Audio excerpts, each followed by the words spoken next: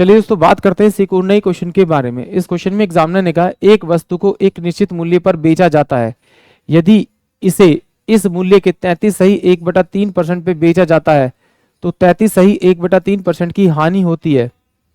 जब इसे मूल विक्रय मूल्य के 60% पे बेचा जाता है तो प्रतिशत लाभ क्या है। यानी कि एग्जामिनर ने क्या कहा इस क्वेश्चन में कि माना कि कोई विक्रय मूल्य था, माना कि वो 100 रुपये विक्रय मूल्य था, तो कहता है यदि विक्रय मूल्य 100 रुपये था तो 100 पे ना बेच के उसका 33% निकालूंगा, उस रेट पे बेचा जाए तो उसे जो नुकसान हो रहा है, जितने परसेंट का आपने बेच रहे हो उतने ही परसेंट का उसे नुकसान हो रहा है।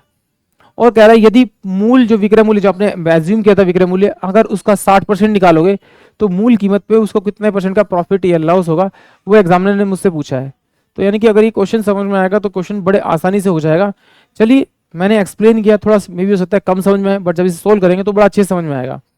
कैसे देखिए, सबके नीचे मेरे को 3 दे रखा, तो मैं इसका विक्रय मूल्य मान लेता हूँ कि एक्चुअली में जो विक्रय मूल्य है उसका कितना 300 रुपये है।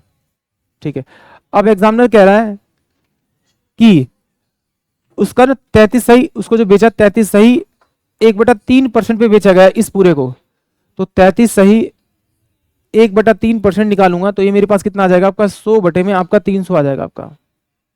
इसको काटूंगा तो ये मेरे पास में कितना हो जाएगा 1/3, यानी क्या आएगा मेरे पास में, यानी कि 300 रुपये में नहीं बेच रहा, उसके 1/3 रेट पे बेच रहा है, यानी कि इसका 1/3 निकालूंगा, यानी कि इसे 1/3 में आपका 3 करूंगा तो वो से बेच रहा है आपका 100 रुपये में। भाई 300 रुपये में पहले बेच रहा था, अब 100 रुपये में बेच रहा है, तो उसे लॉस कितने का हो रहा है 33 सही 1/3 का हो रहा है, यानी कि 3 रुपए की वस्तु वो 1 रुपये कम में बेच रहा है, तो यानी कितने बेचेगा आपका 2/3 में। तो अगर मैं इसको उल्टा कर दूं तो मेरे पास में 3 बटे में ये 2 आ जाएगा, ये क्या आ जाएगा मेरे पास में क्रय मूल्य। तो इसको मैं से डिवाइड करूंगा तो ये मेरे पास कितना आएगा 150 रुपीज। अब ये 150 रुपीज जो आया वो मेरे पास में क्रय मूल्य यानी कि सीपी आया, कॉस्ट प्राइस आया।